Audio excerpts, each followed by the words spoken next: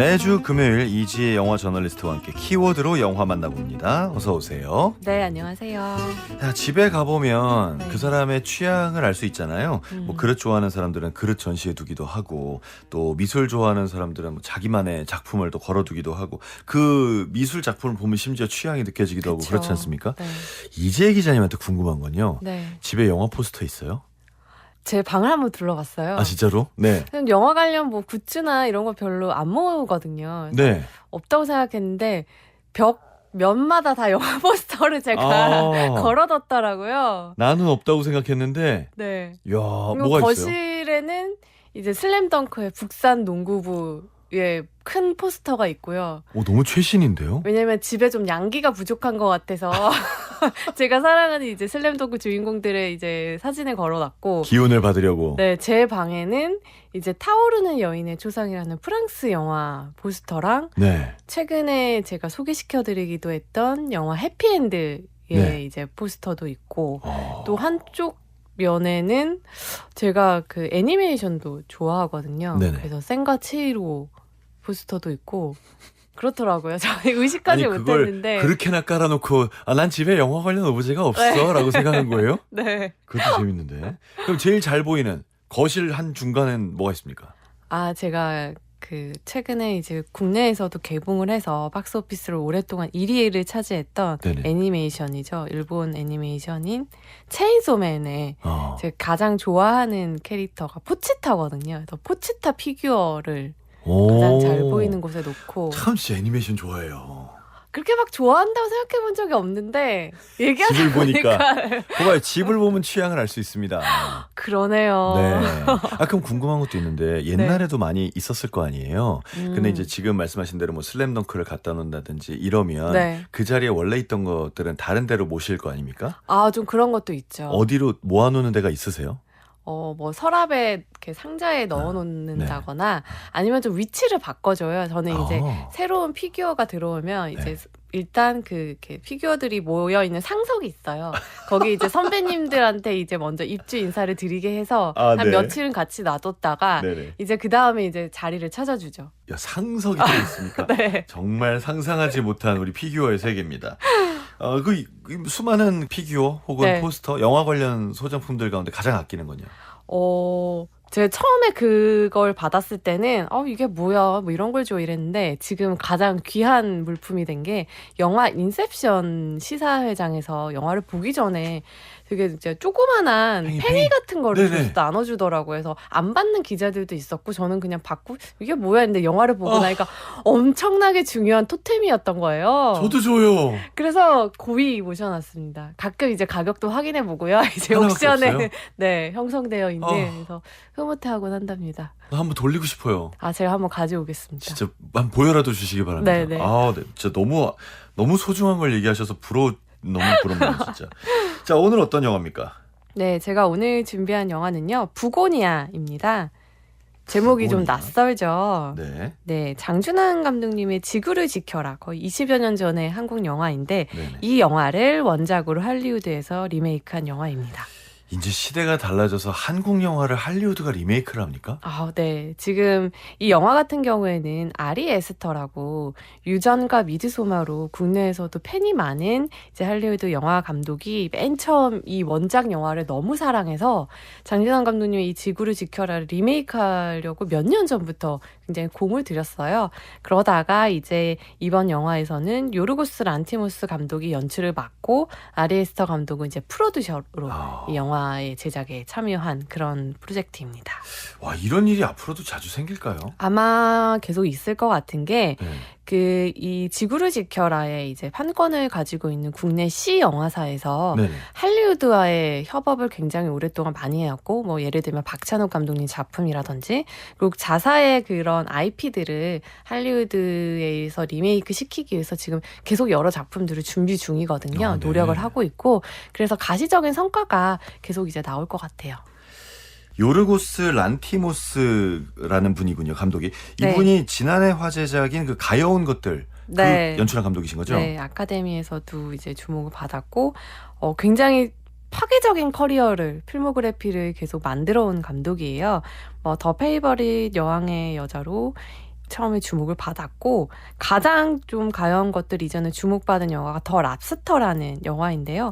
이 영화의 설정만 들어도 어떤 감독이겠거니 느낌이 오실 게 네. 이 영화 같은 경우에는 사랑을 하지 못하면 사랑하는 상대를 찾지 못하면 동물로 변해버리는 그런 세계에 관한 이야기예요. 그래서 랍스터로도 변하고 뭐 사슴, 돼지, 뭐 나비 막 이렇게 변해버리니까 인간들이 사랑을 하기 위해서 막 이렇게 갈구하기도 하고 어떤 인간들은 그걸 뒤로하고 세상에 등지기도 하고 그런 이야기들로 인간의 관계에 대해서 이야기하는 감독인데 어떤 느낌인지 오시죠? 사랑을 못하는 것도 억울한데 동물로 변해야 됩니까? 네. 아니, 설정이 너무 재밌습니다. 마치 요새 그 유행하는 판타지 소설 같은 그런 느낌이에요. 네. 그러다가 이제 이번엔 장준환 감독의 지구를 지켜라를 리메이크를 했습니다. 네. 너무 오래된 영화라 이거 어떤 내용인지 다시 한번 설명 좀 부탁드릴까요? 네, 원작의 내용을 굉장히 충실하게 옮겼어요. 근데 배경은 미국의 현 시점이죠. 미국에서 이제 양봉을 하고 있는 테디가 주인공인데요. 테디 같은 경우에는 사촌인 돈과 함께 이제 시골에서 양봉을 하고 또 낮에는 이제 택배 일을 하고 있어요.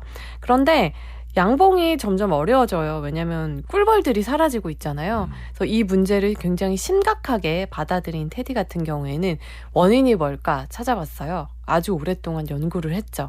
그랬더니 이것은 우주에서 온 외계인들이 인류를 말살하기 위한 이 군집 붕괴 현상이다.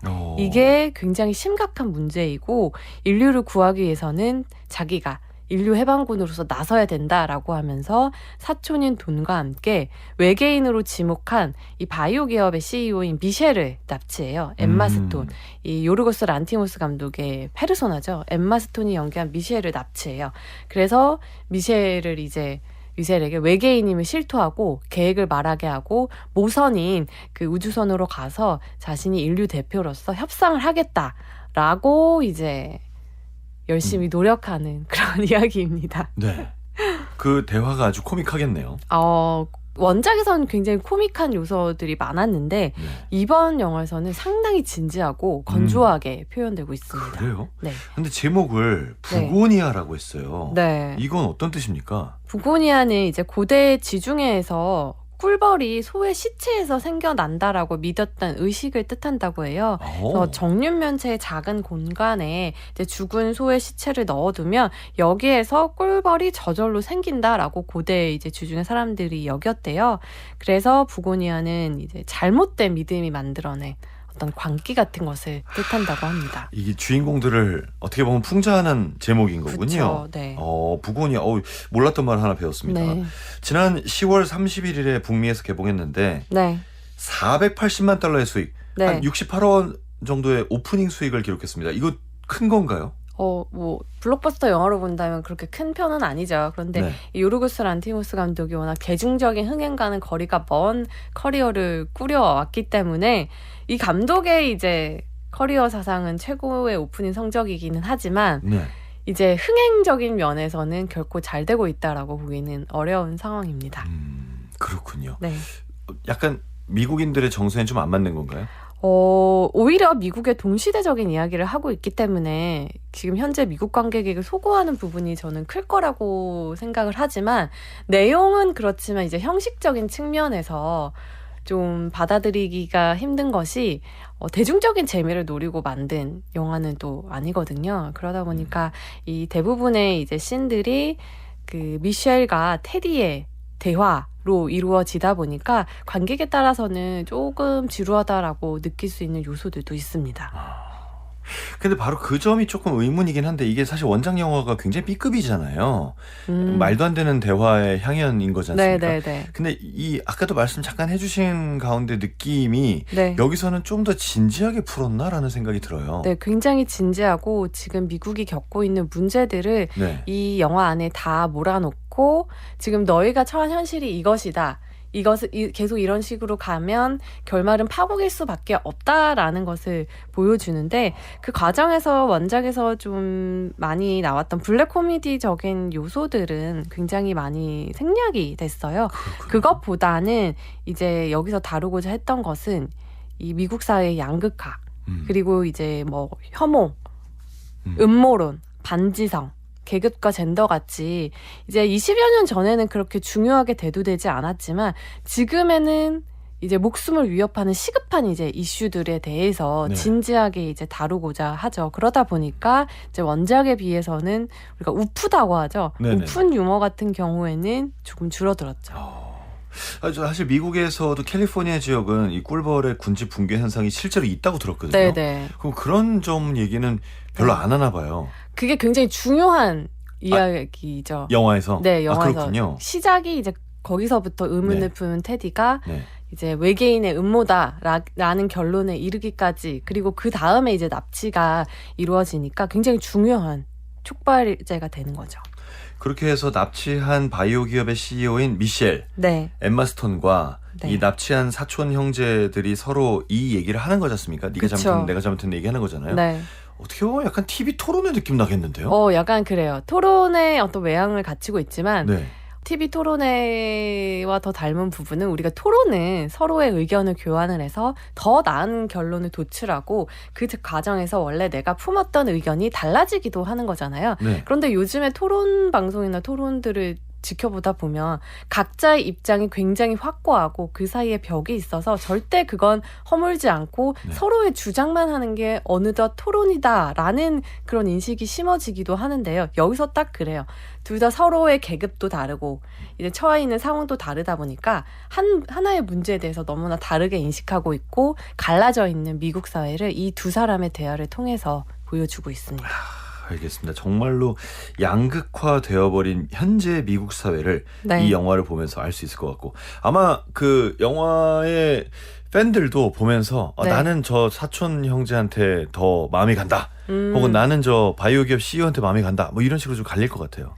바이오 기업 CEO에게 마음이 가기는 쉽지가 않은데요. 그렇습니까? 왜냐하면 네.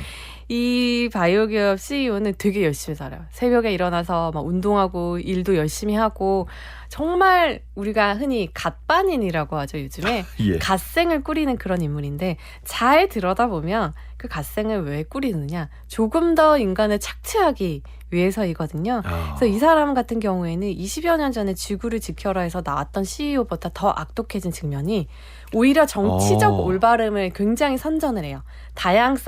구성원의 다양성을 강조하고, 그리고 사고가 났을 때도 공장에서 자기가 다 책임지겠다, 우리의 잘못이다라고 앞에서는 그렇게 이제 쇼를 하고 뒤에서는 아무것도 책임지지 않는, 그러니까 훨씬 더 정교하게 인간을 착취하게 된 자본주의의 구조를 미셸이 자체로 보여주고 있는 거죠. 자, 이거 어떤 캐릭터가 나올지, 또 그래서 어떤 대화가 나올지 굉장히 궁금해지는 영화 부고니아를 첫 번째 영화로 가져오셨습니다.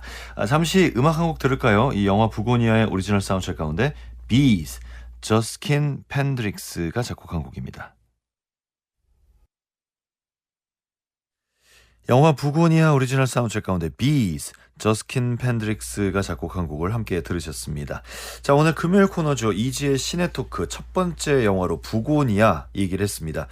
배우들의 열연이 대단하다면서요? 네, 러닝타임의 이제 상당 부분이 미셸과 테디의 대화 장면인데다가 이 사람들의 대사로 거의 모든 정보와 감정을 전달하고 있거든요. 네. 그러다 보니까 공간과 인물이 굉장히 제한이 돼요. 그러면 이 캐릭터, 연기하는 배우에게 시선이 집중될 수밖에 없는데 배우들이 정말 뭐 대단하죠. 특히 미셸을 연기한 엠마 스톤 같은 경우에는 요르고스 란티모스 감독과 그의 거의 모든 필모그래피를 함께 해온 배우다 보니까 이 감독의 연출 스타일에 대해서 아주 잘 이해하고 있고, 무엇보다도 원작에서는 이 미셸 캐릭터가 남성이었거든요. 네. 그런데 여성으로 이제 바뀌면서 불필요한 어떤 성적인 긴장감 이런 것들이 형성될 수 있는 여지가 있잖아요. 왜냐하면 납치를 했으니까. 납치와 네. 고문을 당하면서 이제 외계인에 대한 이제 정보를 얘기해야 되는 상황이기 때문에 그 상황에서 굉장히 중심을 잘 잡아주고 있고, 영화가 이제 시작하기 전부터 그런 우려들이 있었어요. 왜 그 캐릭터를 여성으로 바꿔서 조금 더 젠더적으로 봤을 때는 여성이 납치를 당하면 겪게 될 뻔한 그 고난들이 이 영화에서 굳이 필요한 것인가라는 의견들도 있었는데, 그런 게 상상이 되죠. 네. 네. 근데 또 감독이 영리하게 그걸 잘 풀어낸 것이 테디와 사촌 도는 이제 거사를 앞두고 아무 것에도 흔들리지 않기 위해서 정신적인 무장을 하기 위해서 화학적 거세를 합니다. 그래서 아예 그런 위험을 미연에 차단하면서 영화가 시작을 하기 때문에 그런 부분에서 조금 마음을 놓고 보실 수 있지 않을까 싶습니다. 와, 참신한 설정입니다. 네. 기자님께서는 이 영화 어떻게 보셨습니까? 저는 굉장히 흥미롭게 봤어요. 그래요? 무엇보다도 이 원작이 가지고 있는 굉장히 불균질하고 독특한 개성을 어떻게 현재의 미국에서 다룰 수 있을까라고 굉장히 어려운 작업일 거다라고 생각했는데 각색이 너무 잘 됐어요.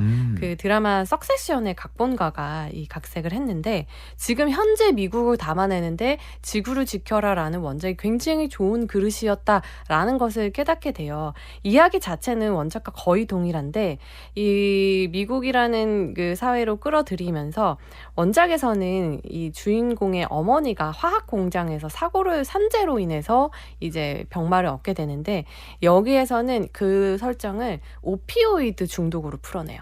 오피오이드요? 네, 오피오이드 같은 경우에는 미국에서 기업으로 인해서 살해된 민간인의 숫자 중에서 가장 높다라고 볼 수가 있잖아요. 이 펜타닐을 이제 불러일으킨 그 원흉인데 이 거의 뭐 사회적 타살이라고 불리는 이 오피오이드 중독자들이 아직도 희생자가 있고 이 문제가 진행 중인 상황에서 그걸 그렇게 풀었다라는 것은 이 이야기가 현재적으로 만드는데 가장 좀 중요한 키워드로 좀 만들어졌고요. 네. 여기에도 뭐 계층의 양극화나 뭐 아까 말씀드린 사고가 이제 서로 극단화되고 여기 기후 위기까지 동시대의 이슈를 건드리는 굉장히 강렬한 풍자극으로서 아주 잘 기능하고 있다라고 봤고요.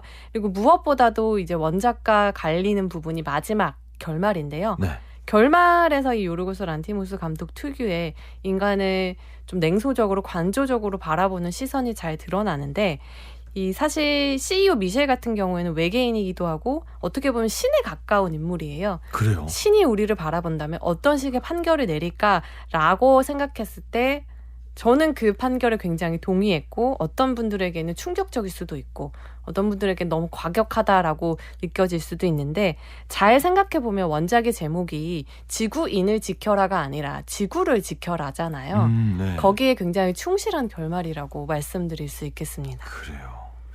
굉장히 어떻게 만들었을지 우리나라의 B급 감성을 할리우드는 어떻게 소화하고 어떻게 만들었을지가 굉장히 궁금합니다. 네. 자, 부고니에서 뽑은 키워드로 준비한 두 번째 영화는 뭔가요? 네, 당연히 원작인 지구를 지켜라 이야기를 안 할 수가 없죠. 네. 네, 2003년에 개봉하고 이제 겨우 7만 관객이 봤을 뿐인데 아직까지도 이렇게 회자되고 부고니아를 좋게 보는 관객들도 지구를 지켜라만큼의 그런 충격은 아니다라고 하는 관객이 있을 정도니까 영화의 생명력이 정말 대단하죠. 7만이면은 네. 상업적으로는 실패했네요. 대실패죠. 네, 대실패입니까? 네. 네. 그런데 상은 엄청 많이 받았네요. 네, 뭐 그 해에 국내 영화제에서 신인 감독상이라는 감독상 뭐 다 받았고요. 네. 국내뿐만이 아니라 이제 국제 영화제에서도 인정을 받았고 무엇보다도 이 2003년 그러니까 2002년부터 2003년은 한국 영화계에서 굉장히 중요한 시기거든요. 네. 제2의 이제 르네상스라고 해서 살인의 추억, 올드보이 이런 영화들이 일제히 선을 보였는데 그 중에서도 가장 개성 넘치는 영화로 이제 평단에서 인정을 받았다라는 점이 아마 지금까지도 이 영화를 이야기하게 만드는 것 같습니다. 근데 진짜 대단하네요. 대종상 신인감독상, 청룡영화상 신인감독상, 춘사 국제영화제 신인감독상, 네. 모스크바 국제영화제 감독상. 정말 감독상을 다 받았군요. 네, 장편 데뷔작인데도 불구하고요. 네. 대단한 분이네요. 이 두 영화는 뭐가 비슷하고 뭐가 다릅니까? 일단 줄거리 같은 경우에는 굉장히 흡사해요. 이 신하균 씨가 연기한 병구가 원작의 테디인 거죠. 주인공인데 아버지는 이제 광부로 광산에서 일하다가 사고로 죽고 어머니는 화학 공장에 이제 화학 물질 때문에 산재로 식물 인간이 됐어요. 그리고 연인은 노동쟁이 중에 이제 폭력으로 인해서 맞아 죽게 돼요. 굉장히 비극적인 인물이죠. 네. 불행 속에 쌓여 있는 인물인데 이 고통의 원인을 찾지 못하면 자기도 죽을 것 같은 거예요. 그래서 찾고 찾다 보니까 외계인 때문인 거예요. 어머니가 일했던 공장의 강 사장이 외계인이다. 그래서 이 외계인을 잡아서 이 문제를 모두 해결하자 하면서 이야기가 시작되니까 굉장히 또 흡사하죠. 여기는 흡사하네요. 네. 네. 참 이 지구를 지켜라가 그 당시에도 그렇고 지금도 여전히 B급 감성이라는 평을 받지 않습니까? 네. 그 B급 감성이라고 영화를 나누는 기준이 뭔가요? 그러니까 이게 뭐 어떤 영화적인 용어는 아니고요. 네. 보통은 이제 B급 영화라고 해서 장르 영화 중에서도 만듦새나 뭐 제작비가 이제 적게 들어간 영화들을 이제 흔히 B급 영화라고 하는데 거기에서 나온 거죠. 우리가 주류의 감정, 그러니까 우리가 슬프다, 그럼 슬프다라는 그 감정을 이제 끌어내기 위해서 영화가 거기에 대해서 집중하게 되는데 B급 감성이면 슬픈 와중에도 굉장히 웃긴 슬랩스틱을 한다거나 아니면 말도 안 되는 말장난을 한다거나 이런 식으로 약간 엇박자로 나가는 그런 감수성을 B급 감성이라고 할 수 있을 것 같은데 지구를 지켜라에 유독 그런 장면들이 많죠. 예를 들면 병구가 외계인 강사장을 잡고 그를 이제 고문을 해서 자백을 받아내는데 쓰는 이제 무기들 같은 경우가 때밀이 수건과 네. 물파스인 거예요. 네. 그러니까 때밀이 수건으로 피부를 벗겨내고 네. 그 위를 물파스로 문지르면 얼마나 고통스러워요. 그러니까 이게 외계인을 가장 약하게 만드는 무기다라는 것을 이제 연구 끝에 알아서 네. 그런 무기를 이제 쓰는 거죠. 그리고 또 강사장이 머리를 박박 밀리고 온갖 뭐 다리미 고문도 받고 막 이러는 와중에서 어떻게든 거기서 이제 벗어나려고 막 도망을 치거든요. 네. 근데 팬티 하나만 입히고 옷을 안 준 상태니까 막 도망가려다가 옷을 겨우 찾아서 입어서 이제 도망을 가요. 근데 그게 이제 꽃무늬 원피스인 거죠. 아. 그 옷을 보면 이제 사람들은 웃을 수밖에 없게 되는 거죠. 그 상황의 절박함과 달리. 그러게요. 네. B급이라고 평가받는 이유. 자, 이 영화에도 그럼 사회를 풍자하는 내용이 많이 있습니까? 굉장히 많이 등장하죠. 제가 앞서서 줄거리에서 잠깐 얘기한 것처럼 이 병구가 겪고 있는 모든 고난과 불행 같은 경우에는 자본주의에서 이제 비롯이 된 거죠. 네. 그 아버지 같은 경우에도 노동자였고 어머니, 연인 모두 이 노동자로서 그 제대로 대우받지 못하는 와중에서 이제 목숨까지 잃게 되는 상황을 맞았는데 이 병구가 안고 있는 이 불행과 고통을 이제 어떻게 할지를 영화는 이들을 통해서 묻는 거죠. 병구를 그냥 뭐 과대망상증 미친 사람으로 이제 치부할 것인지 아니면 이 노동자들과 연대할 것인지 그러니까 병구의 이야기가 그냥 이 음모론에서 그치지 않게 하는 것들이 이렇게 현실과 겹쳐진 부분들이 영화 안에서 계속 끊임없이 나오면서부터인 거죠. 자, 그럼 20년이 지난 영화 이 지구를 지켜라에 대한 전체적인 평을 해주신다면요. 일단 이 영화는 아까 B급 감성에 대해서 말씀을 많이 하셨는데 보고 있으면 굉장히 정신없이 웃게 돼요. 막 물파스로 고문을 하는데 괴로워하는 거 보면 어찌 안 웃을 수가 있겠어요. 근데 또 웃다 보면 무지막지하게 슬퍼지는 굉장히 기묘한 영화예요. 왜냐하면 우리가 흔히 어떤 사회 악이나 잔혹한 범죄를 다룬 뉴스를 보다 보면 사람이 어쩜 저럴 수 있을까라는 이야기를 많이 하게 되는데 네. 그 저럴 수 있을까에 대한 물음을 찾다가 외계인에 꽂혀버린 이 병구의 사고를 보고 있으면 굉장히 안타깝고 처음에는 미친 거 아니야 라고 하지만 나중에는 결국 이 병구에게서 측은함으로 바뀌게 되는 순간이 있거든요. 그때 이 영화는 안드로메다로 가는 이제 농담 따먹기 영화가 아니라 현실에 되게 달붙인 영화라는 것을 알게 되죠. 말하자면 외계인이 아니고선 사람이 저럴 수 없다. 그쵸. 이 논리인 거네요. 네. 알겠습니다. 자, 오늘은 부고니아와 지구를 지켜라 두 영화를 함께 이야기해봤습니다. 이지혜 씨는 토크 여기서 마무리 짓겠습니다. 오늘 말씀 고맙습니다. 네, 감사합니다. 혹시 고향이 안드로메다 아니십니까? 영화 지구를 지켜라 속의 대사 남겨드리면서 끝곡 띄워드립니다. 지구를 지켜라의 오리지널 사운드트랙 가운데 병구의 일기 이동준이 작곡한 곡, 이 곡과 함께 인사드릴게요. 지금까지 한석준이었고요. 다음 주 월요일 오전 11시 문화시대에서 기다리겠습니다.